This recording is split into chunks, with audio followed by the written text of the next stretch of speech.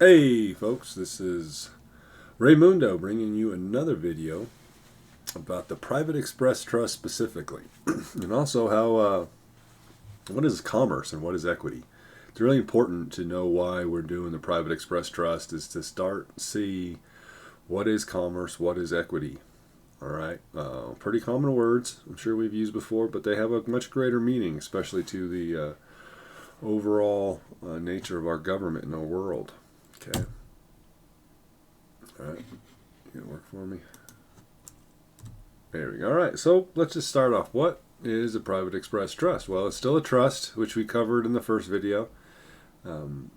Same things apply. There's just a few more things for the private express trust. So, important thing about a private express trust is that it's actually between people, which is rare. If you're new to a lot of this, I'm almost certain most of the things you've ever signed, contracts, leases, employment, purchases, whatever, have always been in the capacity of a person. They have not been in the capacity of you, the living man, the living woman. And there was a time where everything was that way. And there was a time where persons weren't bastardized and used to steal from us. And so this is really what we're trying to get back to. The other part of the private express trust is that it's expressed. So it's intentionally written down. And between those two pieces right there we're looking at, between people and the fact that it's written down, is actually so powerful you really can't believe it.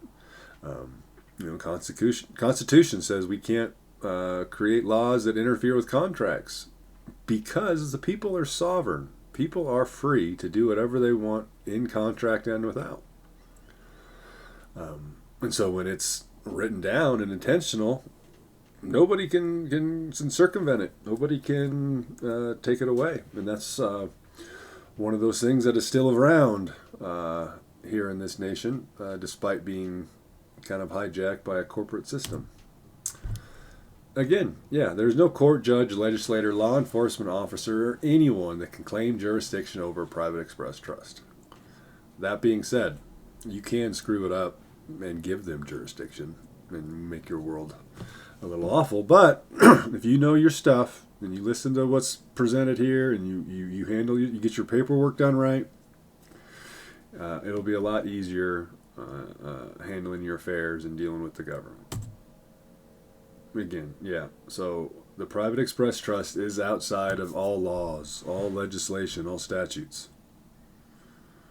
Okay? The Congress folks down in Colorado can't write laws saying private express can or can't do this. The folks in D.C. can't do it either. Unless for some reason they make the private express trust the title of a business. Because then they can tell the business what to do. And just because it has a title doesn't mean it's the real thing. All right. The trust is outside of all legislation and statutes.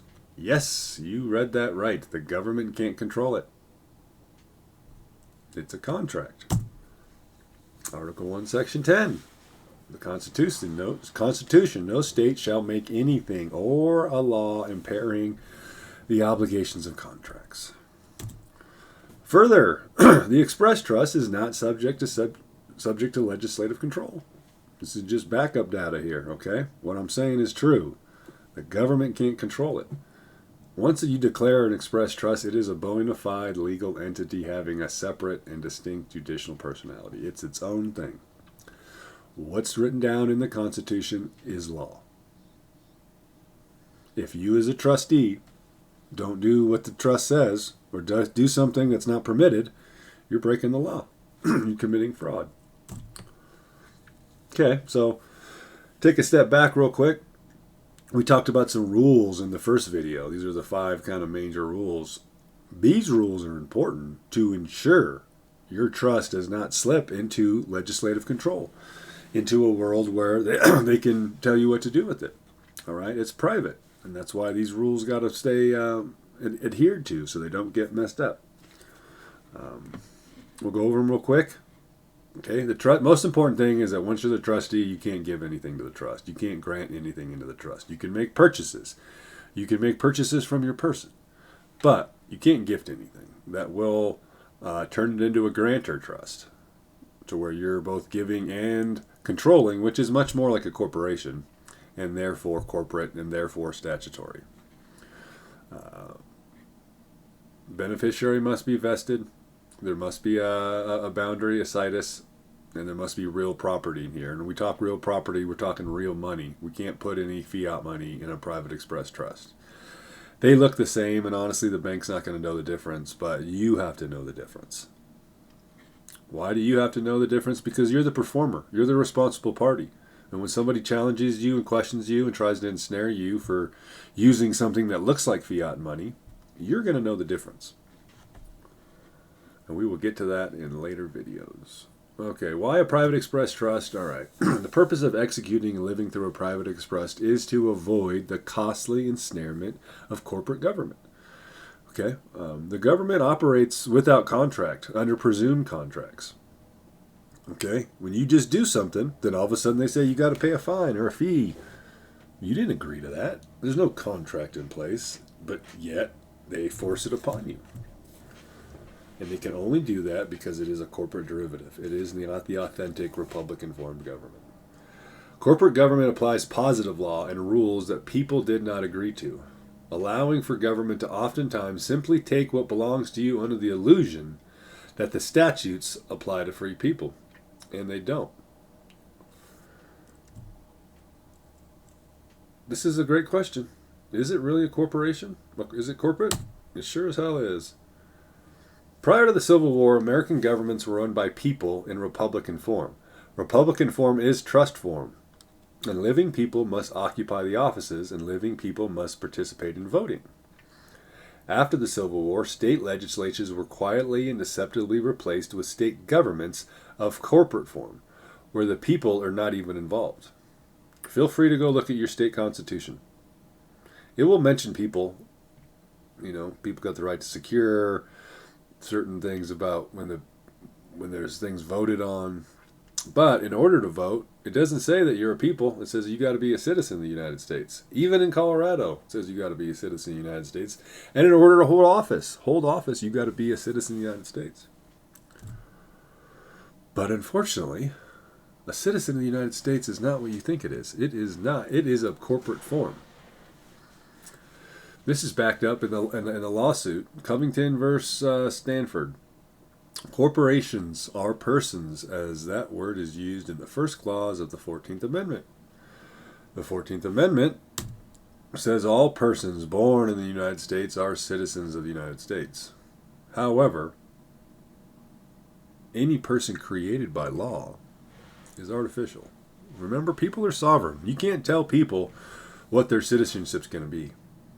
People are free to choose citizenship however they want if they qualify for it. But once you qualify, you're it. But you can't just say, hey, he's a citizen because he lives here or something else. Now, if you present the citizen and then someone comes along and says, I want to be it, I swear to be it, that's a different case. But just for being alive does not make you a citizen of the United States.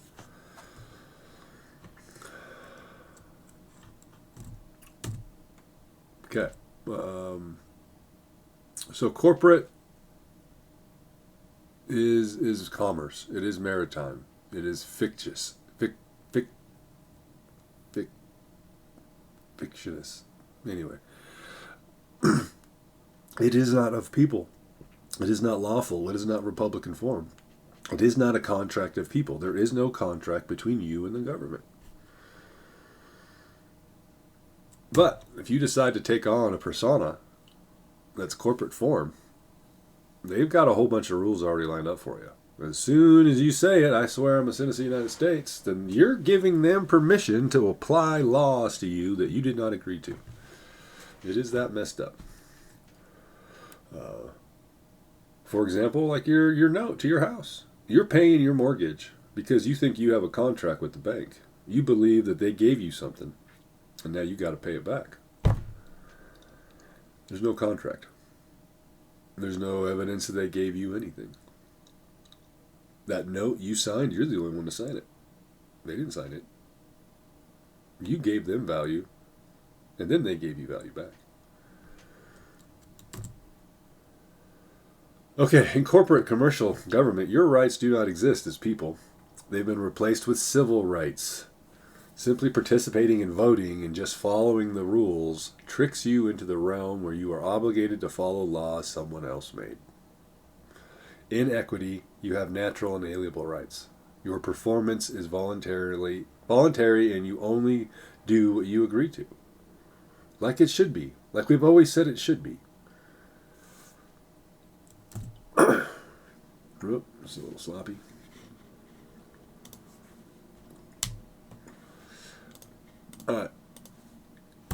In commerce, I wish that wasn't there. There we go. In commerce, you can be forced to perform, pay, or give up property simply because of a statute. No executed contract necessary. In equity, it's 100% consensual. Everything you do has to be agreed to ahead of time. Therefore, the private express trust is the proof and contract that you are not in or of commerce. It is your evidence of equity. It is honestly the only paper evidence in this dead world that you're not dead, that you're actually living. And if you don't have this, if you don't have a trust, if you don't have a contract saying that you're man or woman, they honestly, in a way, have no mechanism other than to presume that you don't know what you're doing and that you should have civil rights applied to you.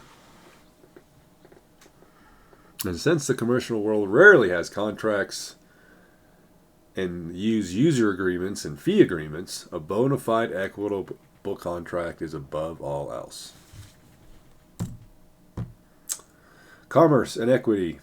Okay? You're people. You're on the land. You're living. You're sovereign. Nobody can tell you what to do. You only do things in contract. And then contracts are upheld or enforced in common law courts. But there's this whole other world over here of commerce that we get ensnared into. Okay? Federal Maritime Court, state courts, county courts, the Federal Reserve, notes, birth records, Social Security registry, advertising, inflation, debt. Those are all. Okay. Private express trust versus statutory trust.